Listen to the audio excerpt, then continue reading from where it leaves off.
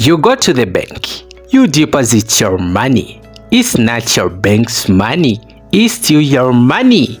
But wait, how will your bank benefit from your deposit?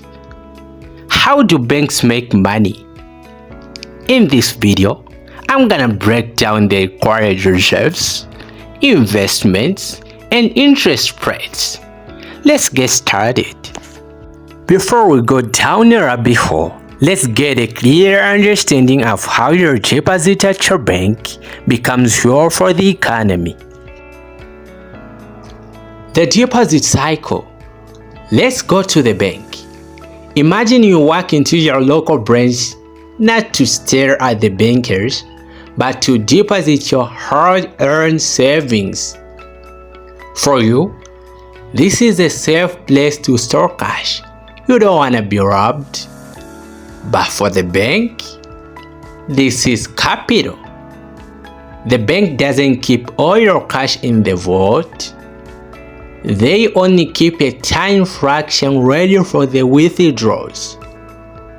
The rest is put to work to generate profit. But how?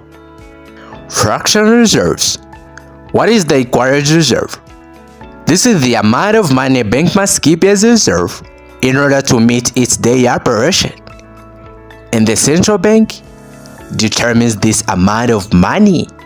For example, let's say you go and deposit $100 into your account and the required reserve ratio is 10%.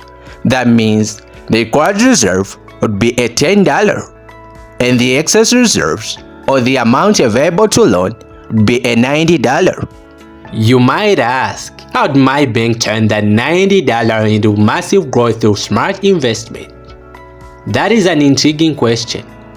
This is how it works. Before you even think about withdrawing your cash, the bank has already invested those excess reserves. This creates a cycle where money grows silently in the background. Where do they invest? Banks invest in government bonds, corporate bonds, and mortgages. By the time you return, the bank has already earned more from this investment than the interest they pay you. Asset portfolio growth. Maritime banks diversify their investment across high-yield sectors. Note the steady growth trend of bank-held assets over the last 5 years. That is 2022, 2023, 2024, 2025, and 2026. 4. The power of investors. Why do outside capital is crucial for a bank's survival and growth? Investors raising tier 1 capital. Banks aren't just funded by your $100. They have investors who buy shares of the bank. And this capital provides a cushion during economic downturns. What do? Investors provide the base capital needed to start a bank. And what do they get in return? They receive dividends from the bank's profits, and their funding allows the bank to take on larger, more profitable loans. The interest rate spread. Here's the secret. Banks pay you a low rate to borrow money, then charge others a higher rate to lend it out. Look at this chart. The savings APY, or the cost, is 1%.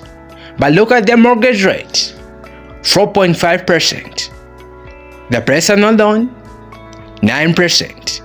And the credit card rate, 19%. Here's the twist. The gap between the light gray bar and the navy bars is the bank's gross margin. Let's summarize revenue streams, how it works, and the examples. Interest rate. This is the difference between loan income and deposit cost. You deposit $100. A $10 is kept as reserve, and a $90, they loan it out. Service fees. Each and every month, a monthly maintenance fee is deducted from your account, and when you use ATM, they charge you. And if you withdraw more than what you have in your bank account, they charge you a penalty fee. The investment income.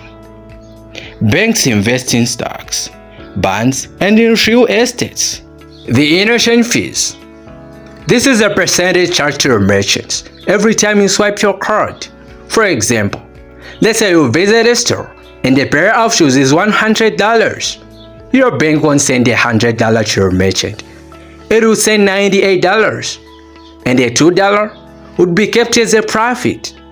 Understanding banking is the first step to financial literacy. If you have any question, leave it in the comment section. Thanks for watching.